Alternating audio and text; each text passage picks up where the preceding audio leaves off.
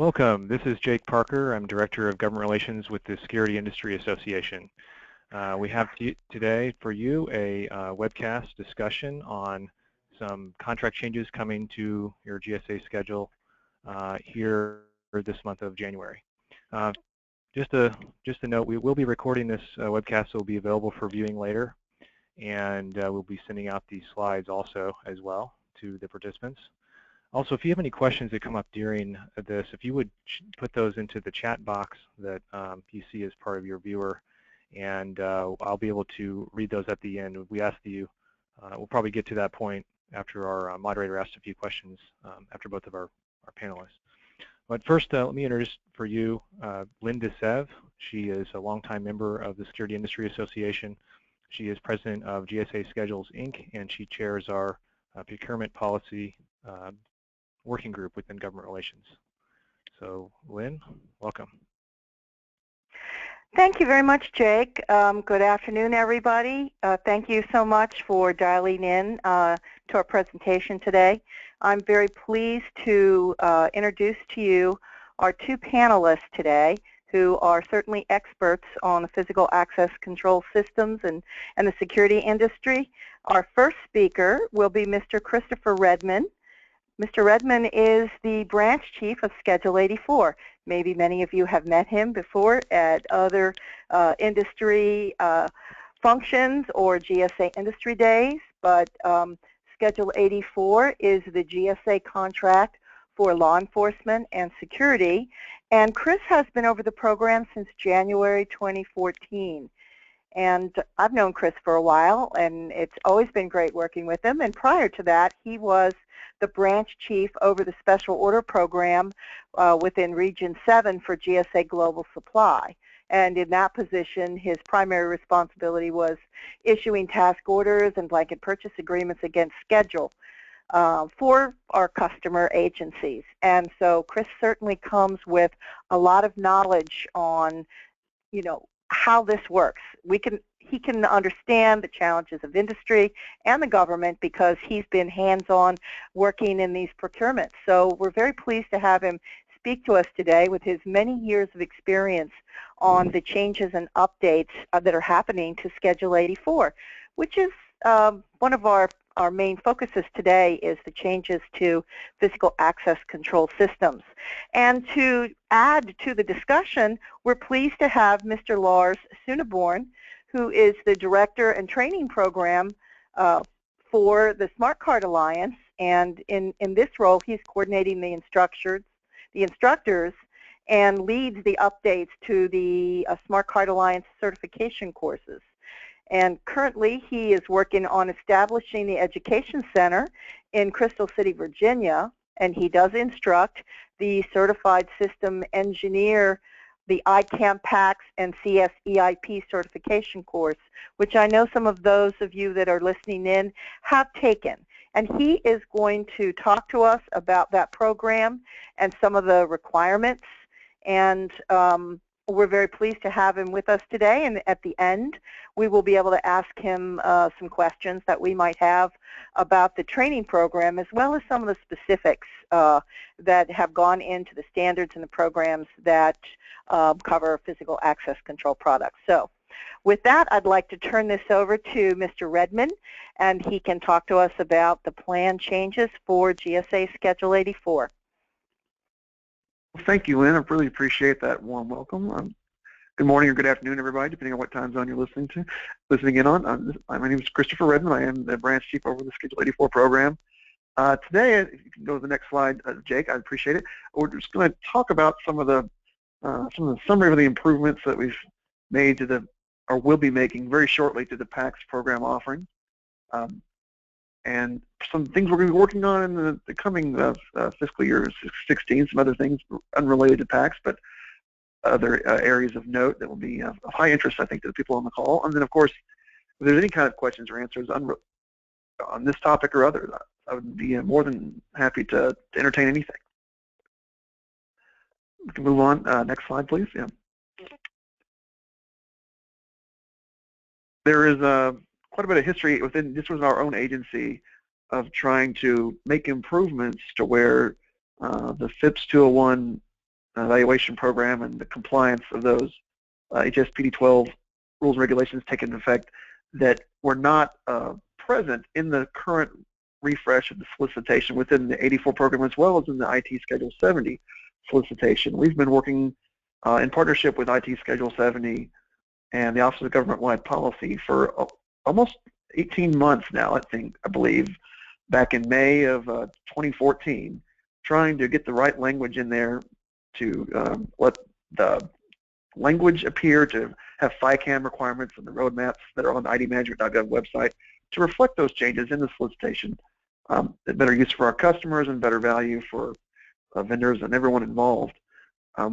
We released a RFI back in 2014 to many members, and we hosted an industry day back in February of 2015 to talk about the changes, and we've been going to various meetings and conferences trying to gather input from industry regarding those changes.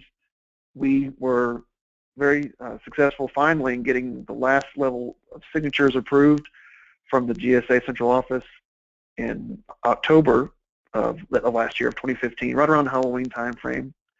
And due to the reporting nature of our internal systems, we had to wait until the end of a quarter because these changes that I'll be discussing in great detail here in the next slide affect SINs being deleted and added and new ones being created. So, and then of course there are some other things that take place with those changes, not just the solicitation refresh, but also the website for GSA Advantage and eLibrary. Lots of changes going on in there to reflect those, as well as impacting the vendor community on all the changes that they're going to have to go through with the modification process to get these changes fully implemented, for the customer use. So we'll be talking about that a little bit as well. In that last bullet, you'll see future opportunities under PACS in discussion. Right now, we are in the very first stages, the initial stages of creating an interactive ordering guide and perhaps a purchasing channel option in the near future for PACS long term that we are working, again, with partnership with Schedule 70 to make it easier for the customers to use the schedules to satisfy their security needs and requirements. So move on to the next slide, and I'll show the details of each SIN one by one. The first of, you can see that 24601, the Smart Buildings SIN. There is no change to that, but it is PACS related. The most monumental change that will be coming out will be the new SIN 24635-1, and that is for physical access control systems that are not on the APL, so they're not on IDManagement.gov, but they may have been at one time, but are no longer. I consider those the legacy products, the last year's model, if you were. The state and local agencies that are applicable to use Schedule 84 and IT 70, as well as the non-exempt, or the exempt agencies, perhaps like NSA or others that don't have to follow the FIPS 201 or FICAM requirements, although they're highly recommended to do so. We wanted to have a place specifically set aside for these products. Again, they may have been on the APL in 2016 or 2017, but in year 2020, they are no longer. And when you have a system that needs to be just to replace an item here or there and not a whole system, we need to have an avenue for the customer to purchase those odds and ends. The second new SIN that is of interest on this slide, again, is the one for those that are on the approved products list. So the idea is to mesh well with IDManagement.gov. You have your systems and your solutions listed there, but we want you to give you the opportunity to list those also dually on eLibrary as a vendor and on Advantage in the specific part number solution there. So that's a great new initiative. We've been hearing that's something we wanted from our customers. That's something the vendors have been anxiously awaiting, so that will be taking effect. I mentioned this always in the future tense. I had hoped that by the time that we had this broadcast, Jake and Lynn that our changes would have already been refreshed. Unfortunately, we have encountered some internal unforeseen technical glitches with our updating system, and so I anticipate that all of these changes, again, will be done by the end of this month. I'd hoped that to have an announcement that they were all complete where everyone could go out and look at them for themselves, but unfortunately that is not the case. But having conversations with people close to it as early as this morning, I was told that end of the month is a very reachable deadline to fix all these issues. You can see the consolidation there of 2 SINs at the bottom bullet point of the alarm systems. If you move on to the next slide, please, we have, I believe, 1 or 2 more of these SINs realignment. You can see the consolidation, again, of the facilities management systems, as well as the security integration SINs. And the final bullet there at the bottom is the services component to PACS and the integrators that are so key to the Schedule 84 program that have worked hard to go through either the Smart Card Alliance or if there's another program out there that provides certifications to those that know how to install PACS and ICAM related products. If you have your name listed on the Smart Card Alliance website, idmanagement.gov, we would like for you to at least list your company name, and we'll try to figure out a way to maybe list the names of individuals on the GSA website. So that way it's all right there for the customer to find. They don't have to go hunting and pecking at different websites. They can have it all there at their fingertips. Next slide, please. So in summary, we have our changes coming. Again, I wish they had already been released, but by the end of this month, that is a promise I will make as best I can. The modification process will be coming up. We'll issue some unilateral mods on that, and then the vendors will have to submit their updates to the SIP program to keep everything in alignment there and update their files.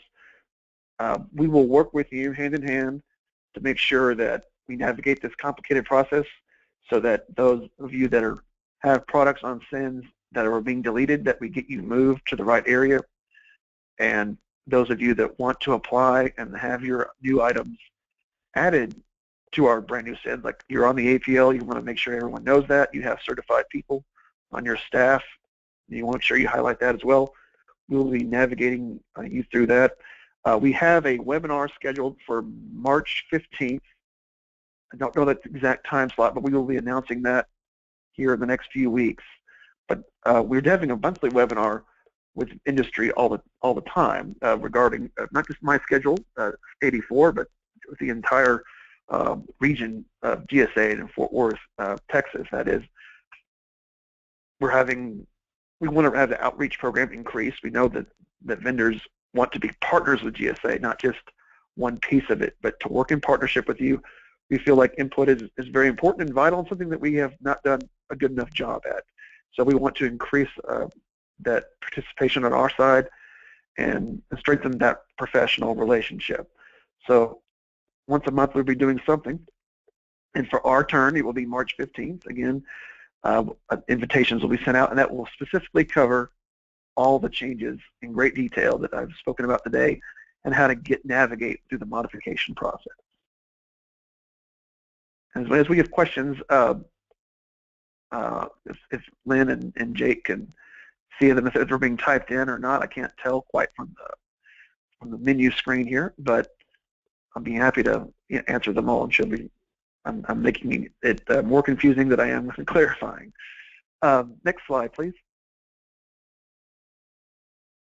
In addition to the PACS, I just wanted to highlight a few things that we were doing. For everyone on the phone, we planned this year to add polygraph equipment and fixed price services to our portfolio. That is something that we have had a lot of interest in from the Homeland Security offices and various regional parts of the country. That is a great need of theirs, that they can't afford to keep people in staff in their internal employment, so they need to contract that out, as well as two-way radios. This was something that we have covered somewhat under the portfolio, but as the technology changes, we want to make sure that we increase our footprint in that market. And then finally, something that you may have heard about if you just keep up on regular technology newsletters like I do, the use by first responders with drone technology and the ability to highlight what part of buildings people might be trapped in during a fire or some sort of earthquake emergency. And they can you better utilize resources by not searching the entire building or campus, but they can actually focus in on the specific area where people are sensed at and use that state-of-the-art technology to quickly deliver emergency services that are needed, get them to the people that need them the most. Because we are interested in all these different technologies, one of the things that we want to make sure is that the industry people listening on the phone call today are aware of things coming out that they are making themselves or things in the marketplace that we might need to offer to our customers and highlight that. So I encourage those of you that know of new technology coming out that would be a good fit for our portfolio, and that's pretty much anything that is commercially made and of use in the law enforcement or security market. We want to know about it and see if it can be added. So I do encourage feedback from the community on that. We had a great outturn of vendor feedback in our last industry day back in July of 2015. Had a massive turnout. We actually partnered up with Schedule 66, a scientific schedule at that time, but we had to turn so many people away, but we felt like this coming year we needed to have our own. So in May of this year, May 3rd and 4th, I'm pleased to announce that we'll have the Schedule 84 Industry Day just for our industry only, 2 full days of topics. If there's topics that, if you were a participant last year, if there are areas of concern that you want to have addressed, I would encourage you to email me with that agenda, because we're still developing that right at this point, and we want to be able to cover topics that are of interest to you and make time to talk with you about how we can make the schedule better. It's been a long-standing program, has a great history, but I know that it could be better, and that there are it's not the only game in town. So we want to make sure that even though we have competition, that we do our best to serve taxpayers and those government officials that need us. I don't have any questions. If anyone has any questions on that, go ahead. Yes, ma'am. Yeah, let me just ask you a question about Industry Day, and I apologize. I know you started to ask something before, and I cut myself off. No, I was just going to ask you some questions because I was nearing the end, so thank you for cutting me off. So I'll just introduce before Lars starts. So the Industry Day that's planned in May, that's a 2-day function, and do you know if there'll be an opportunity for companies to maybe briefly meet with their contracting officer? Absolutely. That was a feature that was highlighted last July, and that is something that we definitely encourage this year.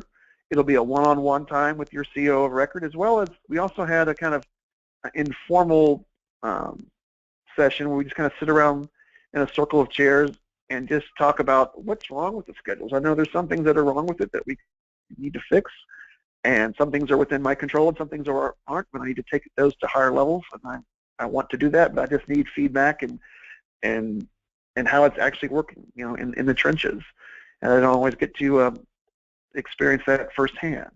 So there will definitely be a time. That is the main purpose, really, is for us to get to know you better, and likewise. And we both groups have a vested interest in keeping this program going and keeping it strong, not just to survive, but to thrive. And a partnership is definitely needed. And I attended the one last July, and it was great because companies did have that opportunity, and I really felt that everyone was listening to, questions and technical suggestions. It was a very great interactive discussion that I'm pleased that you've made more room, with just having it 84, because I know there was a lot of folks that wanted to come and there just wasn't enough room. Do you know if there was anything? Has the announcement gone out yet for this, the invitation? Chris, to contract holders yet? It has not. There's something will be coming out probably the 1st of March. And along with that, we'll probably have somewhat of a draft agenda.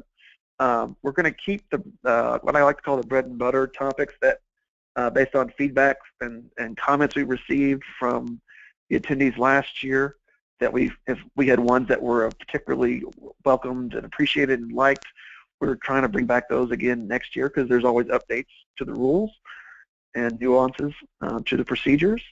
So we're going to bring back some of those most favored conversation topics, but we'd like to bring in a special speaker here or there if we can. And so I'm going to, I've been doing some brainstorming right now, trying to plan that. Okay. So yeah, and I know your contact information is going to be here, so people could email you as you noted.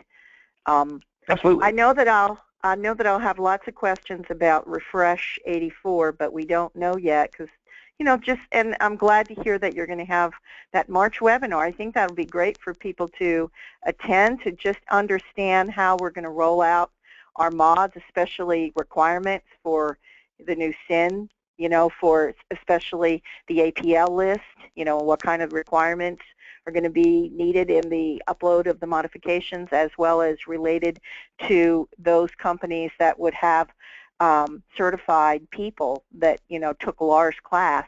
And I'm assuming that that's going to be part of the requirements on there. So that's something that you would discuss in that May 15th webinar.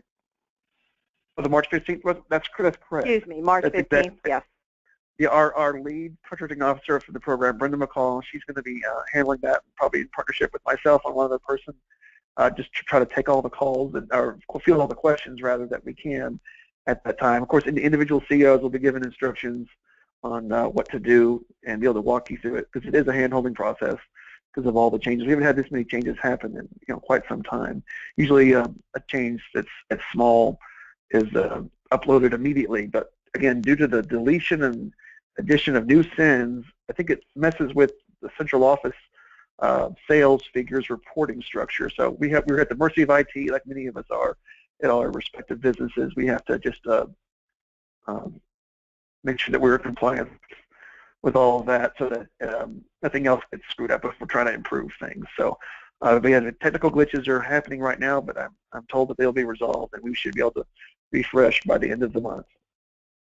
Chris, could I ask one more question about e-offer? I'm looking to see if anybody's typing any questions in here, but I'm not seeing any. I know that we got some notification about, could you speak to the notification that went out about duplicate part numbers? This is something that came in a mass email, I think yesterday, that talks about duplicate part numbers in the system, maybe duplicate part numbers in GSA Vantage. Do you know what I'm talking about? Yeah, I vaguely remember what you're saying, and I do know that there is an issue, especially with commonality of part numbers regarding something as simple as an item like, let's say, toner ink, or something that might have the same part number, but it might be a different size or a different color, but it's not necessarily reflected on the part number. We're trying to do our best. Again, the bottom line is we're just trying to make things easier on the customer to find the things and the services that they want. And the descriptions that are on Advantage, the more clear they can be. They're not just, and again, that's on the vendor to provide that, uploading to the program. But the more we can be clear and concise and accurate about what it is that they're buying, even little things like the unit of issue. Sometimes the part numbers may be the same, but the unit of issue could be a problem. I know that we are encouraging whatever we can, any extra data elements that may be of benefit to the customer, so that way they can do accurate price analysis and comparisons of like items on the website. So I think that it's probably not specifically answering your question, but it speaks to a lot of initiatives going on within the agency of just trying to make things clearer and more accurate for the customer, and so that everybody is on the same page about what is it they're buying, and why, if something costs a whole lot more, why is that? You know, that not mean because it's a again, unit of issue, if it could be a color choice or maybe a different option, that some manufacturers don't always do as good a job as others regarding making those distinctions in their part number, alphabetizing or warehousing indexing structure. You know. These are good questions to ask you at the industry day, but one other one related to modifications, and I know that you said that they're doing some updates within the system. Are we still going to be submitting separate modifications when we do a price list update, like one for an add, one for a delete, one for a decrease, and one for an increase? Will those continue to be separate actions in any updates? I don't know if you know about, if you're aware, even of that at this point, but that's a recent change, yes, I believe. Yes, and I will. I'll speak to that as politically correctly as I can, but I know that it's a source of frustration, I'm sure, for the vendors that the need for multiple mods are now occurring with. You can't add and do an EPA and do a delete all at the same time. They've separated all those functions out.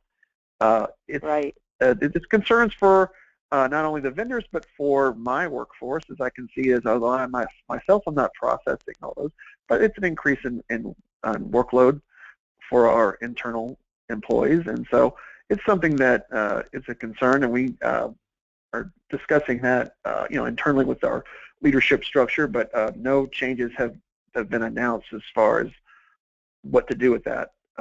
It's providing some good things that they wanted on that end, but it also is providing some I think some changes that they didn't anticipate regarding workload shifts and stuff. So right, I can attest to that. Yes, it's politically sensitive because we want to make sure that we're doing everything, that we're following all the protocols as far as the new instructions, but it is making it more work for the team, and so we're just trying to find a good balance to do that. And if anything changes on that, of course I'll reach out to you and so that we can get the word out faster. Right, and I'm really looking forward to these other opportunities where we can speak to you with the upcoming webinars. Thanks so much, Chris. Absolutely. Chris, I know time is ticking here, but I do have a question for a participant here that could be answered quickly, hopefully. Says, once the SINs changes in the database, will contractors have their files automatically deleted because the SINs are no longer valid? Oh, that's a good question. I don't want to say either way. I do know that if that person can email me that question, or if you guys can take that down for me, I can get her or him an answer probably first next week because of the holiday, probably Tuesday. But and again, we will all the details of the steps that are involved. I know that we've already sent out a mass email to most of you, getting you ready for these anticipated changes, and I'm sure there are a little bit of nuances for everybody's contract, because no one of you is exactly the same. But yeah, if you email me that question, I will definitely get you an answer early next week. Great. And one more.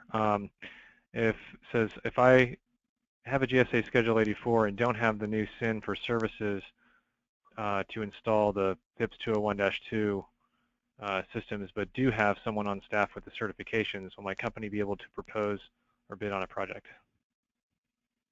I would think that would be a yes. Most of the time, the statement of work at the task order or BPA level, sets the tone for what is required. It can always be more restrictive than what the schedule rules are, but never less restrictive. That's always the general principle to keep in mind, kind of answering those kinds of questions. So if you have an employee, let's say Bill Smith is, or Linda Smith is certified and went through Lars's class and has their certificate, and it's up on the website and it can be verified by a contracting officer, let's say at Department of Energy, and they're installing a new PAX system, then usually their requirements for the statement of work should say that only qualified, certified personnel who are supposed to be working on that facility and that type of work are present on site. I guess there's again just semantics about how often or how long they need to, or percentage of work that needs to be done by that particular person. But I would think that most of the statements of work I've seen do require certified personnel to be submitted with their quote. So if you have at least one person, I would think that you'd be eligible to apply or to submit and at least considered fully. But I would consider adding that SIN too if you already have a contract, right?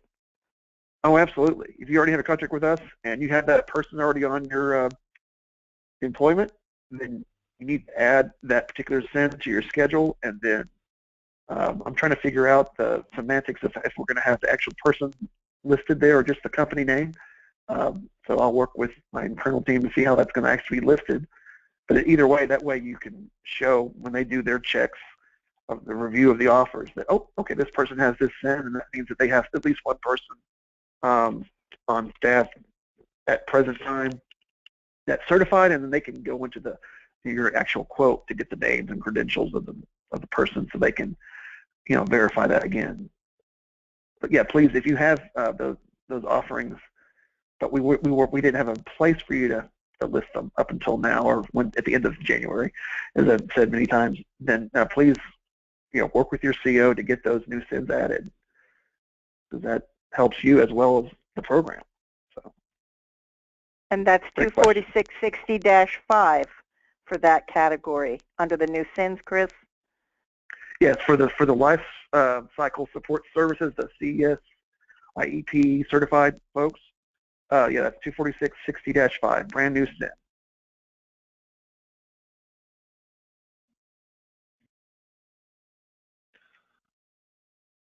Thank you, Chris. Let's move on to Lars, if you could join us. Well, thank you very much. And first of all, thank you, Chris and Lynn and Jake and the Security Industry Association for inviting me to this. And thank you for all of you that are dialing in to listen to this. I'll try to make this as informative as I can. It's an honor to be here and talk about this program that we have worked on. So first I will introduce the Smart Card Alliance. Next slide, please.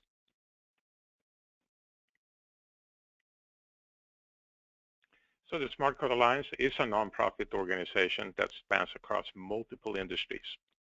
And the main goal, the main purpose is to simulate the understanding, adoption, and widespread application of smart card technology. And we have specific projects such as education and certification programs. We do market research. We have advocacy activities. We have industry relations. We have open forums. And we keep the Alliance members connected to various industry leaders and thought leaders with innovative ideas and thoughts.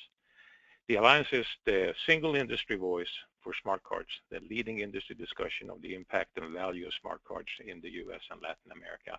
One of the things that you may see that most of us have been affected by here now are the new credit cards, the new payment cards that has a smart chip in it. The Alliance has been the common framework for most of the card issuers and credit card issuers and debit card issuers, and what we're seeing there is just one of the activities that we're engaged with. Next slide, please. So we have the System Certified Engineer, ICAM PACS. So why is this program created? There's been too many instances where local systems and system integrators, and for that matter, several system integrators too, have installed the system. Everything is working fine, and people say that, yep, it's working really great, a lot better than we expected. We don't have any other problems, and we have PIV cards from various issuers and various agencies, and it's quite fast. And it turns out that the system has been engineered and designed in the old legacy way, and what they're really reading off the card is the serial number of the chip. But folks don't really know this. They think they're doing the right thing. What we're discovering here over the past few years is that once you get outside of the Washington, D.C. area, the National Capital Region, the HSPD12 and SP800 documents and NIST and PIPsification of the world is fairly scattered. There's groups of knowledge across the country, but it's fairly rare.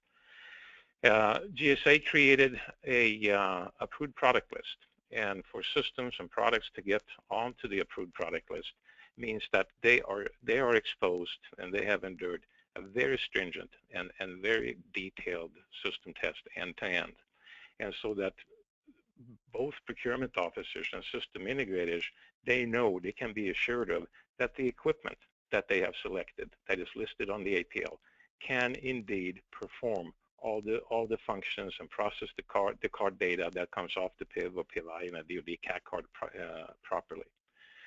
But equipment can only do so if it is installed correctly. So there has been you can almost think of this as an approved people list. So the Smart Card Alliance co-developed in close cooperation with the GSA, CertiPath, NIST, and the Department of Defense this program. And the program here is to teach and show the system integrators what to do, what not to do, get it done right the first time. And we are seeing a growing number of agencies that requires the CCIP certification of companies that are going to be participating in the projects. Two of the latest one that I am aware of is the IRS, and second one is the Bureau of Land Management. So let's take a look here. Next slide, please. So the goal here is to just make sure that it gets done right the first time. When things is not installed right, in some cases it could be fairly minor corrections. In some other cases, such as when systems are simply reading the serial number of a chip, it could be phone starts ringing, and those are usually not very good phone calls. So it could be quite costly to correct it after installation. So getting it done right the first time enhances the success rate both for the procurement people, for the agencies where the equipment is installed, and of course then for the system integrators that don't have to deal with the corrective issues following the installation. Next slide, please. So what is it then that people learn? What are we covering this? And I'm not going to go through all the details. I'm going to do this at a high level. Day number one, actually it's a day and a half of lecture. And we talk about the foundations for the GSA approved packs. And those are the systems that are on the approved APL. We show people how to get on the GSA APL website and can see what is there. The site keeps going. The system count keeps increasing. We talk about cards versus high assurance credentials. What this interoperability actually means. What do you have to achieve interoperability? Well, you have to have two things. You have to have technical standards. Those are created by NIST. And then you have to have policies that all the card issuers can adhere to, so that you have policies that enhances the trust, and you have a uniform trust across all those different credentials. We talk about policy object identifiers. This is something that reflects, and somebody can read back and see the policies that governs the issuance of the various cards. We talk about what's different on the card, how the data is laid on the card, and what the system must do to read that data properly. We talk about various levels of assurance. We talk about the authentication factors. We talk about biometric binding between the card and the person. And then all of this information that is on the card, how does issuers protect that and keep it from being audited and manipulated? And that's where the cryptography comes in. And we have the PKI. We have a section here that talks about the various differences between the cryptographic methods and the cryptographic algorithms. We talk about the maturity model, and what maturity model means then, that is how the program matures and what the various agencies need to do at the local site to achieve the different levels of maturity. Maturity models is something that the OMB created so that there is a tool to measure the progress that an agency or a local site does in achieving the goals stated in OMB 1111. And we talk about lessons learned. One of the big things here is manage the customer expectations. It's beginning to be a little bit better now, but in the beginning, people were frustrated that it took so long to complete the access control cycle to go through a door when you present the card. That's something that we covered at length, and some installation methods. Avoid the common mistakes. What is it that's different here, and what is it that is different that you need to do now that you didn't have to do on the legacy packs of the earlier generations? Next slide, please. And on day 2, then we practice what we have talked about during the first part of the day. So I said it's about a day and a half of lecture, and then we have the rest of day 2 for hands-on. And we have systems from 2 manufacturers, and they're real live APL-listed packs. They're online. They connect to the so-called federal bridge that we will see here in a few slides. We talk about the theory operation. We take it step by step. There's a topic. We cover the theory operation, how it is configured, and then the class people, the execute. We have PIV and PIV-I credentials that have certificates on them. And if somebody comes to class and they have their own PIV or their own PIV-I or their own DoD CAD card, they may register their own cards and see how that works in the system. We built the trust anchors in the local packs. We talk about what is the revocation check and the validation check. So certificate revocation list and online certificate status protocols validation. And operation verification, that it is actually done and that it is indeed registered in the packs. And day 3 is the day that everybody is excited about and everybody looks forward to, just like kids look forward to Christmas. That is a 2-part exam. And it is a written exam that is closed book, and then there's a hands-on exam. And the students here will take the system basically from scratch, create the trust store, put the trust anchors in there, set up the certificate validation service, register the card, and we'll see it operate. Next slide, please. So just to give us a little bit of perspective here, legacy system, it was usually somebody that says, okay, go here and sit in front of the camera and smile. During the years that I have been in this business, I have received 3 different government ID cards. One was very much like what you see on the first picture here. Sit here in front of the camera and slide. I'm going to make you a card that makes it easier for you to get into the federal buildings across here.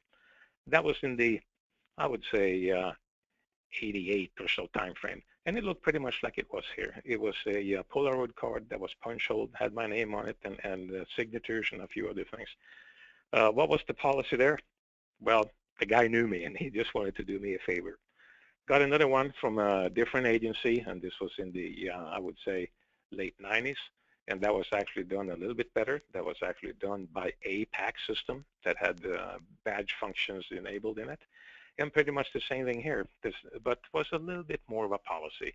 I had to show a California driver's license so that they had some idea of Lars really is Lars.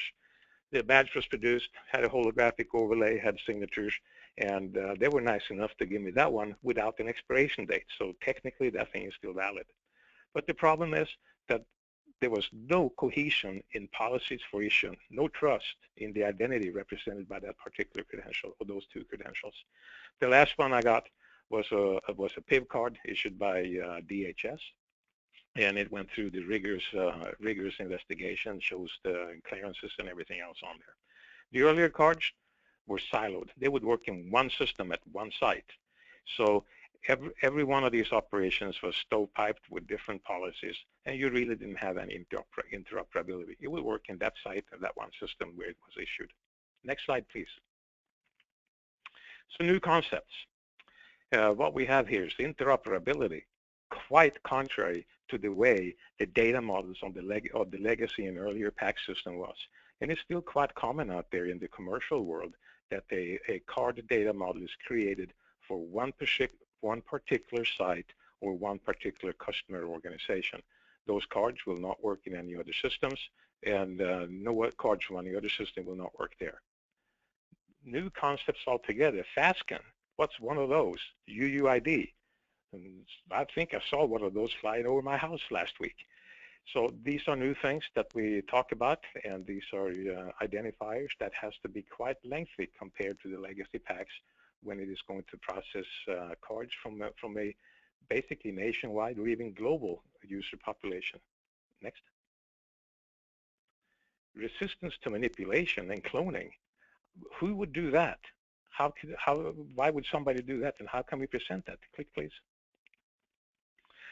And then what we have here, next click, active e-authentication and assurance in the identity. all new concepts and all new terminology. And this is just a small sample of the things that we do go through here. So terminology, we reference the various NIST and GSA publications and other standards. Please, next slide. So what we have here then, interoperability when it comes to use cases. Please, next slide. Interoperability has to be defined as interoperability in what group? For PIV and PIV-I, that means all agencies, any location across the United States. So it's quite a large user population. Click, please. And what do we have to have there? As I said earlier, we have to have trusted policies for credential issuance and identity vetting, something that was desperately missing from the earlier days. And there has to be then a way for systems to verify that these policies were indeed followed. Next slide, click please. Identifiers that are unique, guaranteed unique across a large user population. And that is what we have here in the so-called FASCN and UUID. In agencies, to use these cards, they have to have tags that have been selected from the APL, and they must also trust the issuers. Now we come back to those trusted policies again and make sure that the card has not been manipulated. Next, please. And that is done with active authentication. So there are those are some of the main pillars in the new concept. Next, please. So what is it that happens then? So Bob comes up here, presents his card to a reader connected to the system, and the reader and the card, they go through an active challenge and response. The card releases its certificate to the system, and the certificate, the system says, all right, I know we've got Bob here, we have Bob's certificate here. Is Bob's certificate good? Click, please. And it connects to a certificate authority that signed and issued that particular identity certificate. And the certificate authority comes back with a yes or no answer. Click, please. So Bob is still good, and it comes down with yes. And once the certificate validation system has received that, then the data goes into the PAC system for the authorization. So there's a difference between authentication and authorization, something that is often confused. Next slide, please. Here's a high-level conceptual overview of the so-called Federal Bridge. All of this changes, new issues come and some issues go away. Overall, what you see here is a multi-layer where you have subordinate issuers, and there's several signing authorities along the way. So the card must create, the system validation system must create a path from where the identity credential is presented back to the Federal Bridge to its issuers and make sure that everything is still valid. Next slide, please. So at the local company PACs, agency PACs, they can look like this. Click, please. So somebody shows up here with a credential, and it goes back to the issuer, goes back up to its signer, goes to its signers. It may cross to the Federal Bridge. Are we running that? Oh, there we go. There we go. And it builds a trust path, and this is how we show people how to do this in the local PACs, that is at the particular agency. Next slide, please. It might be of interest to someone who haven't seen one. This is what the so-called X509 certificate looks like, and each certificate has enough information so that it is a good starting point for the system to start building the path back. And we have heard here earlier, not during today's presentation, but that the so-called transparent readers have been deprecated. There's a good reason for that. The transparent reader extracted from the card something that was called a FASCN. It just took the FASCN off the card and sent it in. And the FASCN is in plain view here. It is the 4700 number right in the certificate. So this is why the mutual authentication and validation is actually quite important. Next slide, please. Here we have a comment from Mike Butler at DoD. There's not a doubt that almost every single reader on every single door in the federal government will have to be replaced. So it is significant changes in the way that the system interacts with the card and the system interacts with the rest of the outside world before an authorization decision can be made. Big changes in system design, system manufacture, system engineering for the local site, changes in how the systems are procured, and how the systems are maintained, lifecycle management, very, very different. Next slide, please. Many more stakeholders in a project and procurement decision now. We have funding, we have IT, we have security, we have compliance officers, we have procurement processes, we have regulations, FISMA, authority to operate, 508 compliance, and all of this must be coordinated. So there is indeed quite a bit difference in process of selling and procuring and implementation of a system. Next slide, please. And with this, there are new terms, new concepts, and new vocabulary. So it's important here that both parties or all parties try to describe and everybody have a common understanding of what the terms and what everything means, so that what one is trying to describe is clearly understood to be the same thing at the person listening. Next slide, please. So what is it that what are the benefits for those who come through these certification courses? The service providers, they are qualified now to participate in GSA PACS procurements. Also, we have, of course, money saving by designing and engineering and installing the equipment right the first time. Doesn't mean that there never will be mistakes, but at least the rate of do it right the first time, the ratio should be very, very high. The people are able to lead consultative group discussions with your customers, company peers, and whatever else. Participate in these discussions in leading capacity and establish the credibility by making informed recommendations and create appropriate project plans and participate in writing informed and realistic proposals. And the procurement, the contracting staff, they can identify realistic, viable proposals. They can identify people who really do know more than a few of the buzzwords. They actually do understand what is below them. And of course then at the end, save taxpayer money by buying the appropriate equipment the first time. Next slide, please.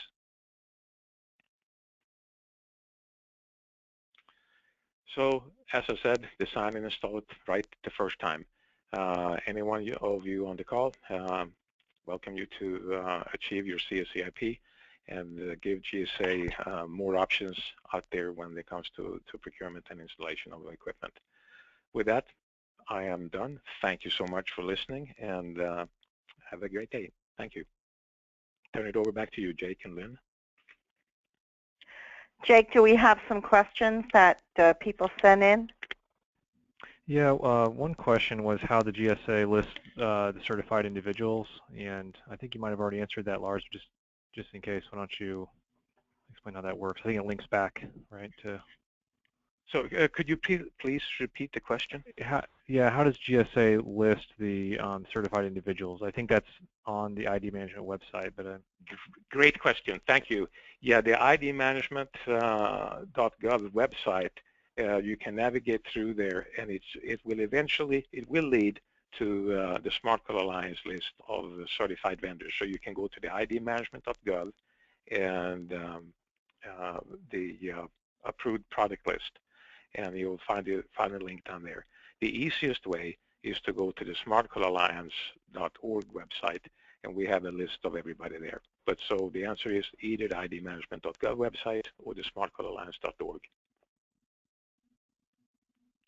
Lars, so they should contact Nicole about signing up for the class. Is that the best way to find out the details, the cost, where, the time, etc.?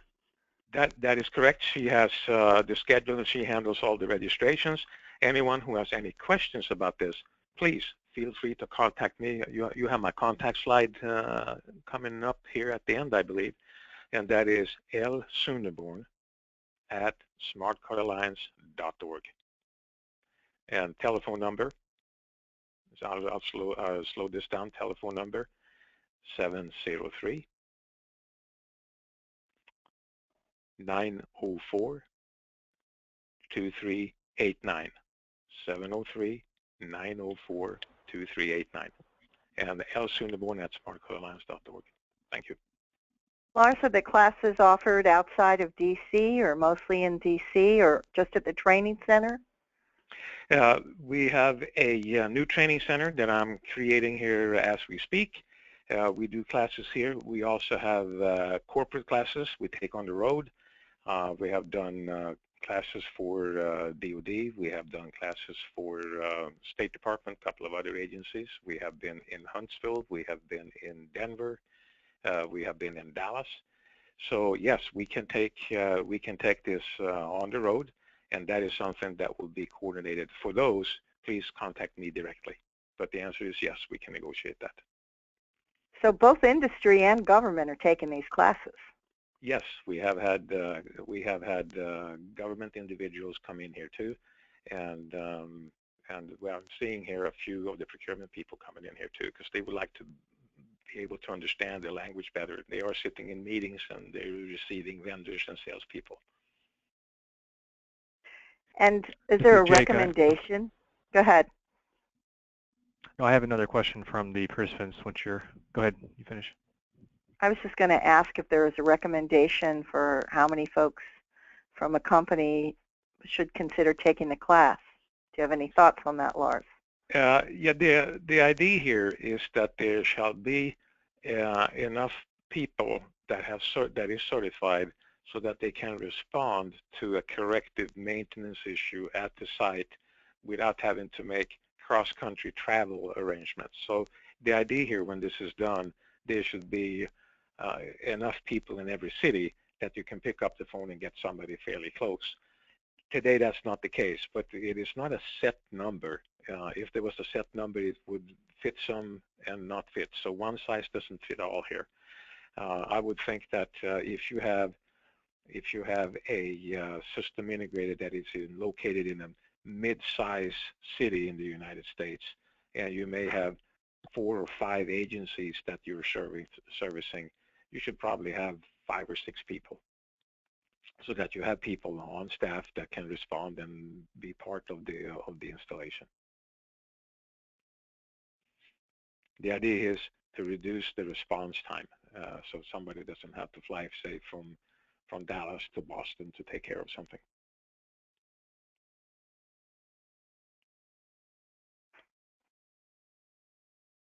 Great. This is Jake. You have Jake. Some more? This is one question from the audience. Was that as you know, NIST is updating its document SP 800-116, which has to do with PIV and physical access control systems.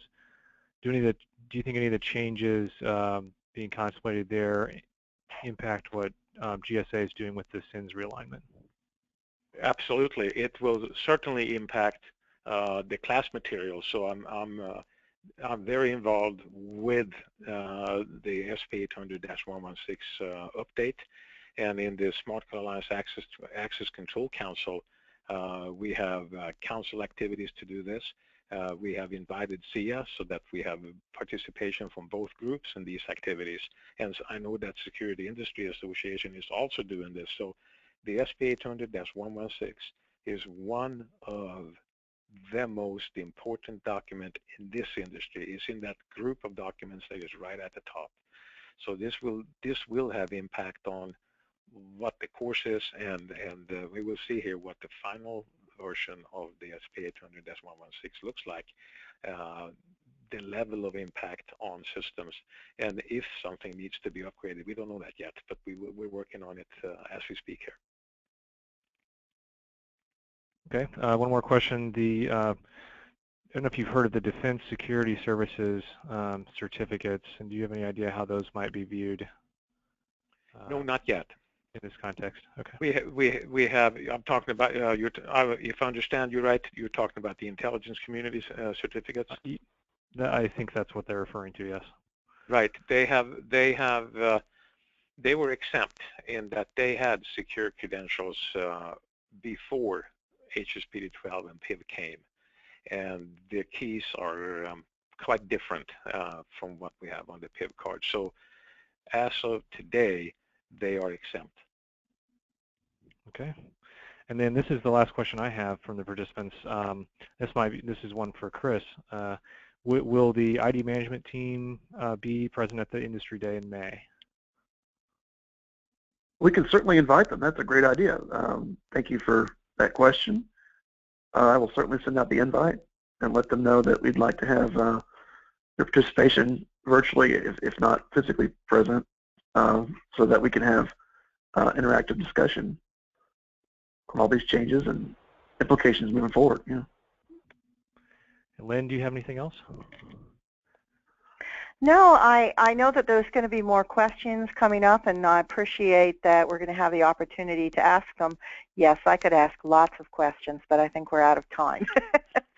So I will save them to the next webinars, and I'm sure we'll be talking about this at the Government Summit in June as well that SIA is going to be holding. So I think we're going to have some good opportunities to continue our discussion, and I know that the change and update to Schedule 84's contract will raise a lot of questions, but I think that the move is all good, and I really appreciate this opportunity to pose our questions and hear from Chris and Lars today. So I encourage everyone to reach out with email, etc., with any more questions that you have, or address them to our SIA Procurement Policy Working Group. We have a very good communication with the team at Fort Worth, and Chris has been made himself very available to answer our questions and help us in our understanding, and we definitely appreciate that.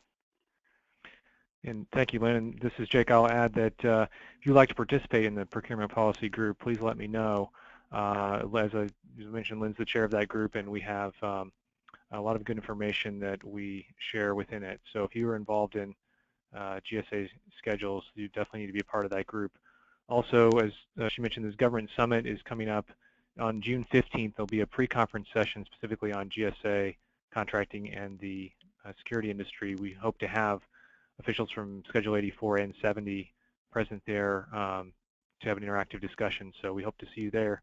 Also, there's a LinkedIn group where we disseminate information about these issues as well.